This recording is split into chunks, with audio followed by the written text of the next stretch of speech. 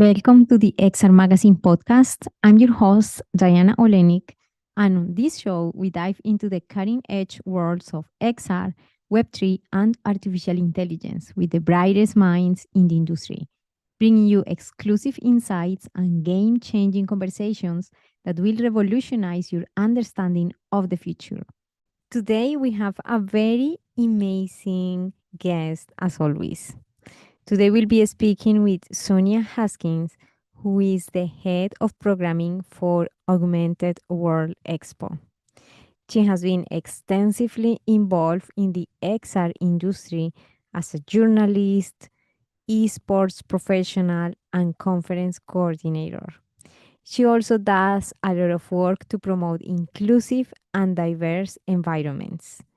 Today, we're super excited because we'll be diving into not only her amazing experience and personal achievements, but also onto how to create these environments that are inclusive and how and why it is important to do it in our industry. So I can't wait to begin. Let's do it. Thank you so much, Sonia, for being here today. We're super excited. You have such an interesting life and background, and we like to hear about it. Please let us know how you're doing today and what inspired you to be involved in the field of VR, AR, and XR. Well, hi, Diana. Thank you for inviting me here today to chat with you. I really appreciate it. And so my journey into XR, well, let's see. And in 2017, my oldest son had been, well, first of all, let me back up before that a little and say that I have 5 children. They're all grown now, but I homeschooled them. And so I taught them, they're all through school. And then when they started graduating, they started going off. My oldest 3 actually went to the military. And so my oldest son had joined the US Army, and he was being deployed to Afghanistan in April of 2017. He joined the Army when he was 17 because they graduated a little bit early. And he wanted me to go with him to a Best Buy store to try something. And I was like, we were really wanting to tech or anything. I didn't like technology. And while we were homeschooling, I pretty much kept us away from that. Like we didn't have a TV some of that time. We stayed kind of off the grid, and they didn't have gaming systems like maybe some teenagers did.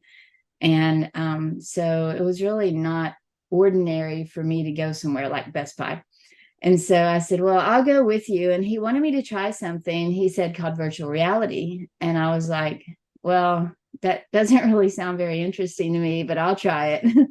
And so we went in and I put the headset on, and immediately I was blown away. I was like, wow, oh my gosh, this is amazing, because I felt like I was in a different place and just immediately immersed in the environment that I was in the headset.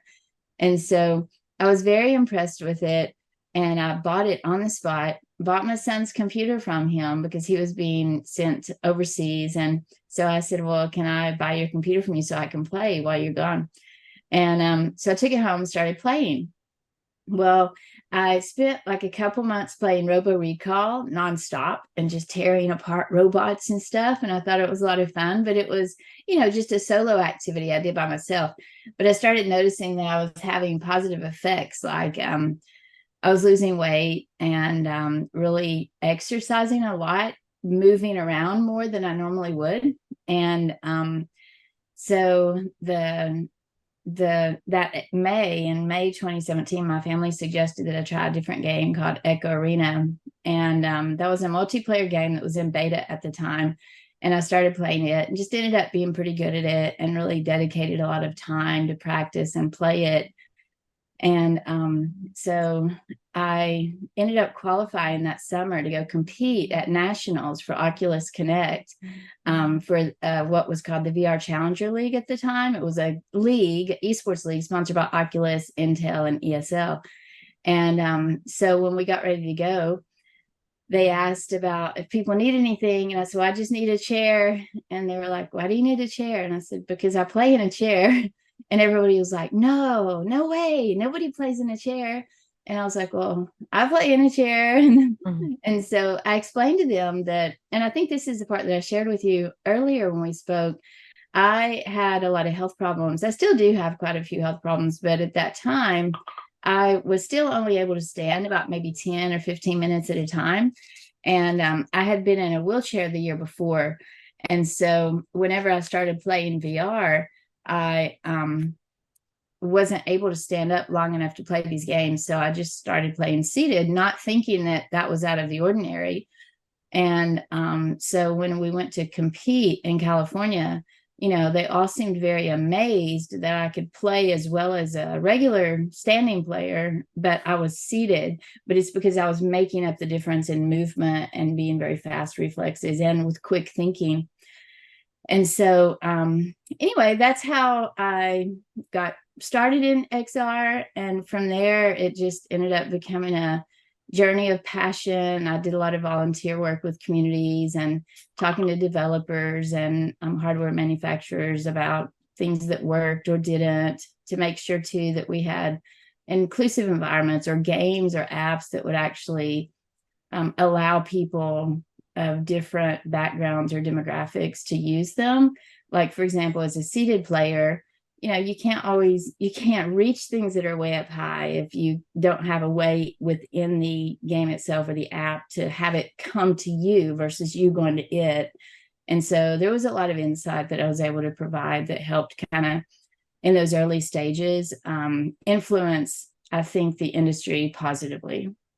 Yes, for sure. Thank you so much. I think that that's such an inspiration story because many people come to this industry with a background, with a set expectations, but sometimes it comes from other ways, unexpected ways, and it turns out to be a nice field to explore, to become an expert in. And speaking about that, because you have established yourself as a leader, there is also a organization that you created that is called VR Community Builders. I'd like to know a little bit about how did you come to create it, the foundation principles, etc. Yeah, so VR Community Builders was basically set up initially to bring together people who really had an idea that we should be diverse and inclusive environments, like environments for VR or the games and things that we play, multiplayer games and different environments should be inclusive. And that means kind of what I just said, which is if you're a seated player, or maybe you have a disability or a physical limitation, you should still be able to enjoy the experiences, the technology. So that was one part. And then the other part was that one of the things we worked on some as well would be like if you had let's say toxicity in environments, that maybe you have a game where they're especially disrespectful to women, or people with higher pitched voices like children, or maybe there's racism in that environment. We would work really hard to just try to advocate for principles or reporting tools and leadership within those games and those communities that would really ensure that everyone would be not only welcome there, but they would actually feel like they could stay there without being harassed. And that's a problem, as you know. I mean, I'm sure you've experienced that as well. Just being a female and someone who, to be quite blunt with you, has an accent. I mean, you speak English so very well, but if you were to go into some games and start speaking English, they would harass you just because you have an accent. And I mean, I get that. And I speak English perfectly, but I'm Southern. And so, you know, some people harass me just because of that. And so it was all about just making sure that we have inclusive communities. And so I kind of tried to pull in people who would promote those principles. And a lot of it in the beginning was about just really promoting them and writing about them, because I'm a journalist by trade. And so while I was taking care of my children, I stayed at home with them and homeschooled them, but I also wrote many, many articles, and I wrote a few books. And so when I started promoting VR, I transitioned to that. that part of my skill set, I would take that skill set and transition it to promoting VR communities or promoting people who were doing great things. And I would write a lot about the benefits like health and wellness and, losing weight, or people who were finding ways to deal with PTSD and a lot of things like that. So it's just been a really great journey to use the skills that I've had developing throughout my life. And people sometimes will make fun of me, for example, and other people who are older. I'm middle-aged, and they'll be like, "Oh, games are for kids. This is for, what are you doing here playing this," or whatever. It's like, first of all, there's no age limit on fun. I don't believe in an age limit for games or having fun or enjoying life, for that matter. I mean, I plan to enjoy life as much as I can until the day I die. And so there's no age on that. But I also think it's really interesting that all the experiences I've had in life and the skill sets that I've developed, because I am older, I have more of those that I was able to use specifically to help the industry grow, especially early on. And when I first started early on, like in VR gaming or esports in particular. So it's just been such a great journey, and I'm really very grateful to be a part of it. Yeah, for sure. Yes, definitely. I can see that in my own personal experience. Being an immigrant where I live has played in the day to day sometimes, or in personal interactions, a little bit of issues in my whole history being here. But what is interesting is that in other type of media, when it comes to, for example, interacting in VR, we can see that, of course, the values that we have as in our in-person interactions get carried over as well in the digital media, because we continue to be the same humans. So those are very interesting things that we need to, I feel, discuss more often, bring awareness of what type of communities are we building and what type of values are we, sharing in these communities. Right. So Yeah. the XR industry is an industry that has been growing and expanding and evolving very fast. Have you seen actual changes in inclusivity from when you started, the recent years? Have you noticed changes in inclusivity? Yeah, I'll answer that. But first I want to go back to something you said just a second ago about the development. And one thing I want to put out there for people to think about real quick is, when it comes to XR, basically, I don't remember if I told you this before, but basically the way I look at it is we're building worlds. Like when you put that headset on, especially with VR, you put the headset on and you're somewhere else.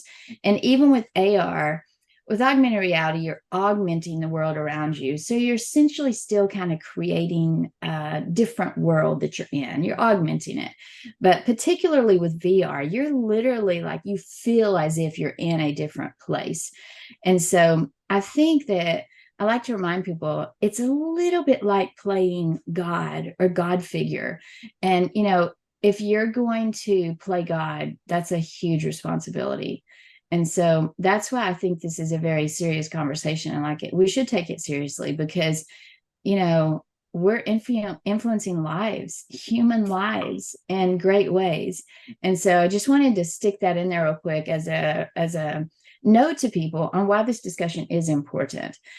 And answer to the question you just asked about, have I seen improvements on inclusivity?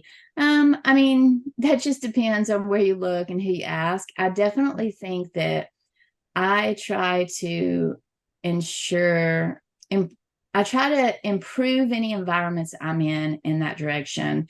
And also I try to be involved with people who support those ideas. Overall, unfortunately, I think that there's still way too much prejudice, discrimination, exclusion. And so I think that's very unfortunate. And that's across the board, whether you see that in games. If I go into a game and I play without a voice, it's perfectly fine.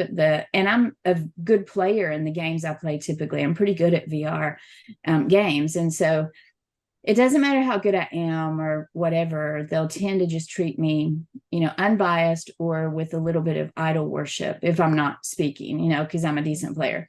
The second I speak and they find out, oh, wait a minute, is that a female? Then there's this transition to, oh, let me, sexually assault you or say lewd things to you or, ask to do inappropriate things to your body because you're a woman, or not even ask, let's just go do it. And so it's really disturbing to me that that should ever be an option. Like it shouldn't, literally. So that's one issue. And then I think transitioning from gaming to the industry overall, I do think that in XR we are definitely trying to make an effort to bring in like female developers and underrepresented racial groups and ethnicities and stuff, which is really cool. But we have to do better. Like we just have to do better. I can't remember the exact number, but I think like 4 or 5% of all funding right now for XR or tech goes to women creators versus men. And Wow. it's just like, that may be wrong, but I'm pretty sure that number is accurate. And so, and I can tell you for sure, like, for example, when I'm organizing our events, like for AWE, we have so many more male applicants because the males are the ones in the field.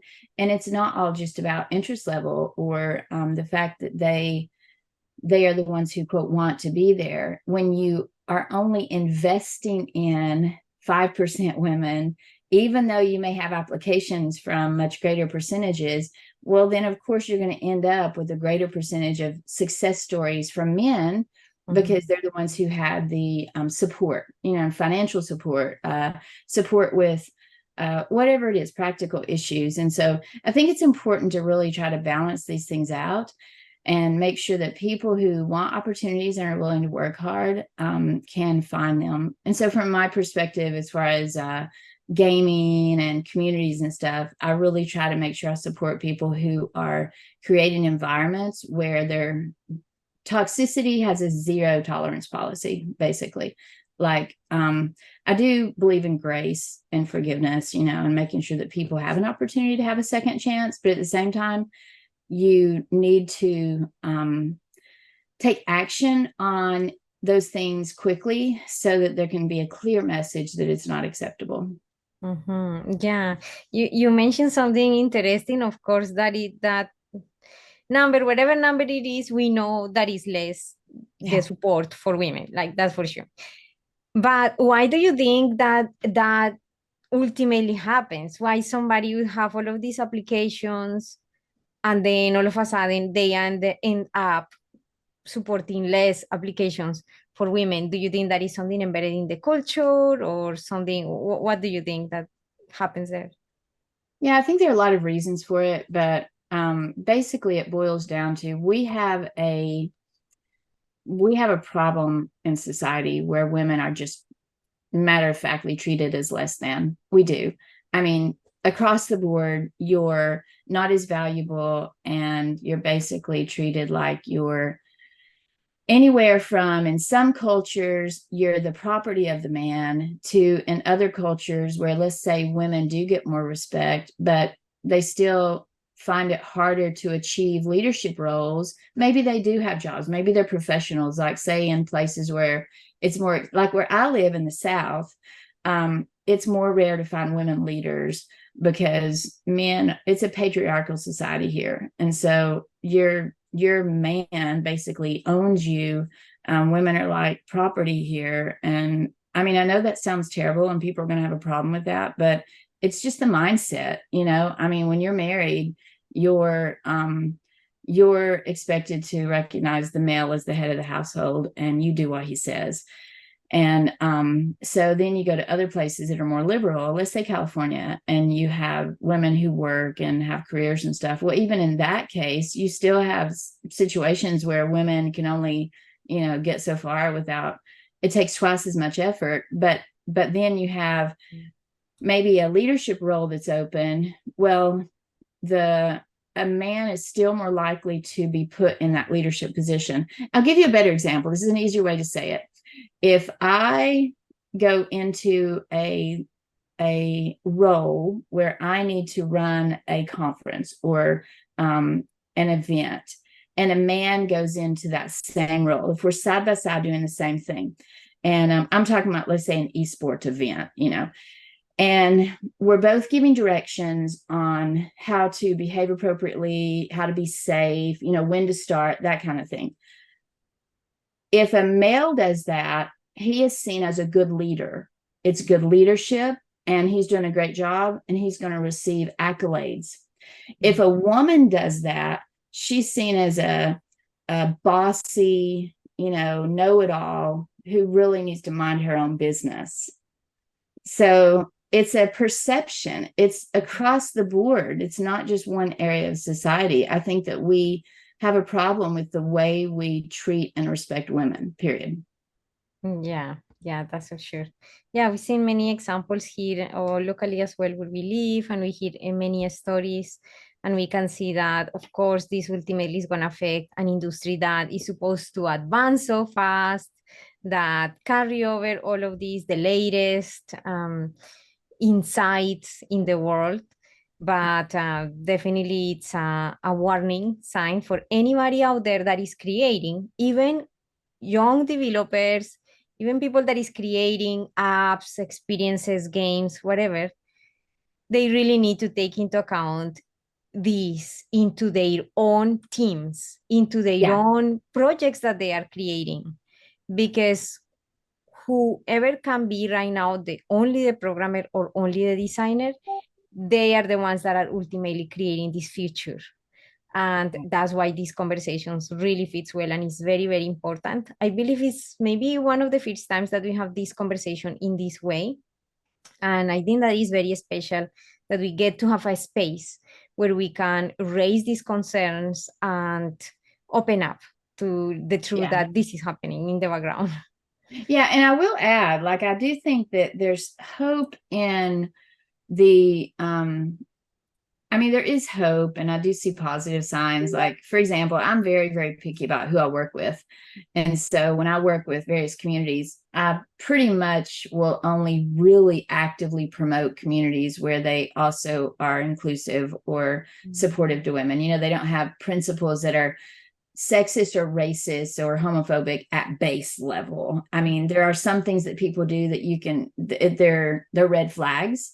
And so I watch for those, and I promote the good communities or people or developers doing the right thing.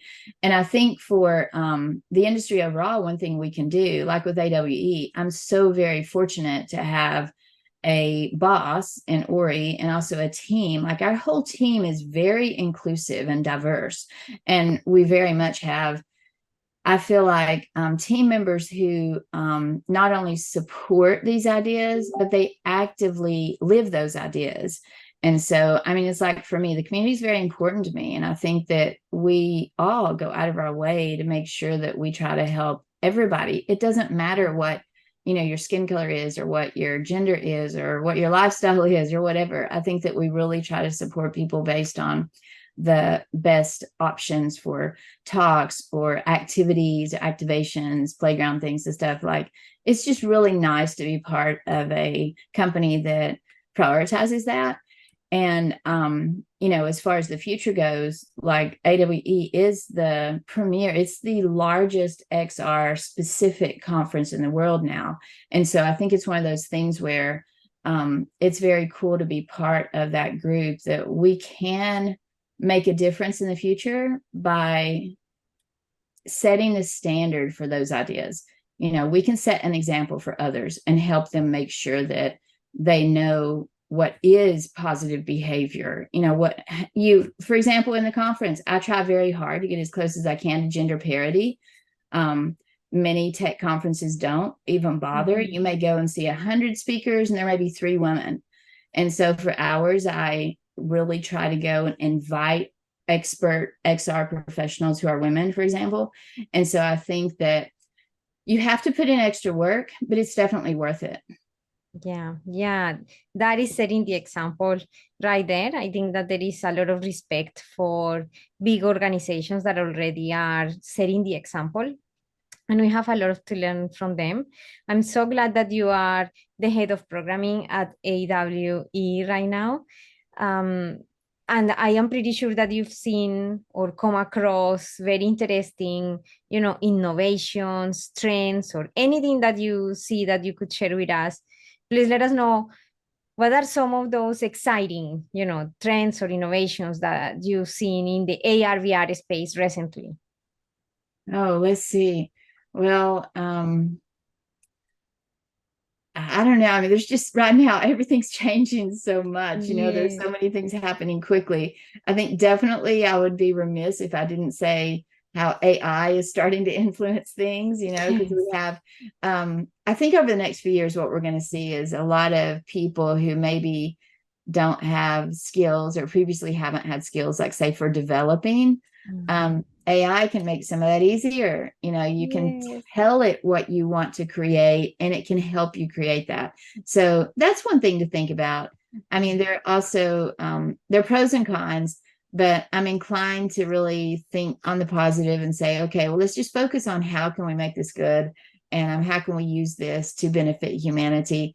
That's another thing right there too. Like we had in Santa Clara, AWE USA 2023, we just had, there was an XR prize competition, and there was over $100,000 prize money for the winner, that could come up with a good solution to use XR for climate change, and to positively impact the climate and try to help with sustainability and stuff. And at this point, we also have sustainability and also renewal. Like we need to start not just being sustainable, but fixing some things on our planet.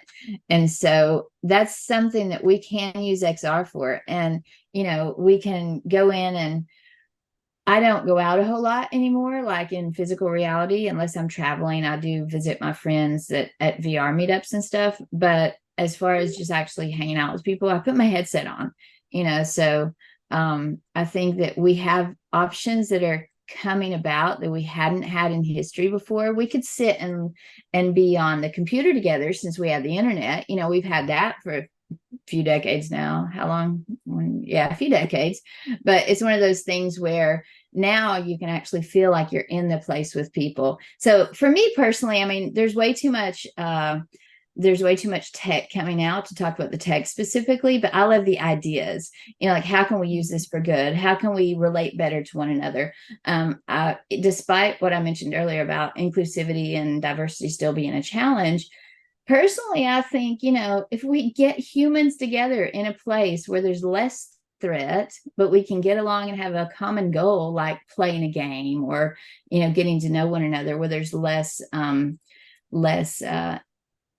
you don't necessarily see that person's lifestyle or race or whatever, then there's more opportunity to simply like their personality and get along with their personality. Then you can develop friendships. And once people can see that, wow, I'm friends with this person, who cares how they live or whatever, Yes. So I think that those things are important. And I do see those as possible options on the positive side. Yeah, I think that that's pretty exciting what you say. I actually feel very, very glad to see that sometimes you're in the street and sometimes people just decide to smile at you and tell you something or ask you something. Those type of encounters are precious for me because it says that the person has removed the boundaries that they have created for the you there and the me here. Right. And I think that there is a lot of potential to do a lot of this in XR. I'm very excited for those particular applications where, as you mentioned, there is no need for me to know your life. You embrace as a human being. We're both a human being. I feel that the best humanity of the future would be like that, would operate under those principles. That's my futuristic humanity to say. Yeah, And I agree with you. Yeah, it's even exciting to think about it. Let me interrupt one real quick and say one more thing. This is a little weird, but another thing to that point, we've seen a lot of evidence with that people who maybe are autistic or have social anxiety disorders in physical reality do very, very well in VR. They do well in immersive environments. And I think sadly, it says something about the stress we put on people, and maybe sometimes the things in physical reality that cause harm or cause people just to not be able to be their absolute best selves. But I think it's so awesome that in immersive realities, they come out of those shells and they become almost like a different person, and they can function very, very well. So I also think that's another really cool thing as far as the future and what it can offer. It offers many people a way to excel and a place where we didn't have that before. We didn't have that environment before, and now we do. So we need to help those people be able to live their best lives. Yeah, for sure. Creating these experiences that are a force for good is pretty much the message around here. Just wanted to say, when you mentioned about AI, envisioning this future where even AI is infused with empathy type of values, that is another use that we can, try to portray there, to have for mixing it with these apps or this technology, making sure that even this inclusivity is embedded in that code. So that even the technology that is growing or transforming is transforming with the best of humanity, not with the worst of humanity. That's so the people that have their hands in creating this code, in my opinion, should have a very good understanding of empathy and how to create more advanced technology based on empathy values. That's something that I like to share as well. That is a challenge. Because think about that a second. I totally agree with you and think that's true, but the problem is that the opposite is also true. So it's really essential that as we move forward, that people do understand that I totally agree with you. It's possible to create AI with some empathy. And I don't mean by creating human AI, but I do mean you can program into it certain traits. You can program in those traits a bit, but you can also program in traits of racism and hatred and exclusion. Yes, And so, so we need to be, and we see that some with when you have, when you ask an AI a question, let's say, show me a picture of a great business leader. And it shows you a picture of a man in a suit. Okay, that's a predisposition, prejudice in our society that right there already is giving males a preference over females. It's giving men the professional, it's presenting that professional view versus a professional view of a woman in a suit or a woman, what about a mother? I mean, yes. Yeah, absolutely. I mean, so it's one of those things. I spent 25 years taking care of my children. I was a stay-at-home mom. It's huge. And I'm very, very good at my job at AWE. I love it. I'm so grateful I have this job and that Ori took a chance on me to do that. But at the same time, I have had people who've questioned in the past, not now, but in the past, they would refer to me as, quote, just a mom. And one thing I tell people is, first of all, I've talked to a lot of young women and men too, guys too, but I say, don't ever, ever let anybody call you just anything. Don't ever let anyone refer to you or refer to yourself as just anything. Like you're not just a student or just a cashier. You're not just a mom. You are what you are, and do your best at it and take what you can from it. So like the skills I learned as a mother, being a multitasker, taking care of 50 million things at once, running back and forth to doctors, handling stress, cleaning up, throw up, handling the dirty work. It's like all these things seem maybe less than to some people, but they develop skills that are very essential to managing something like, for example, the conference. Absolutely. Where I have 500 or more speakers. They all need different things.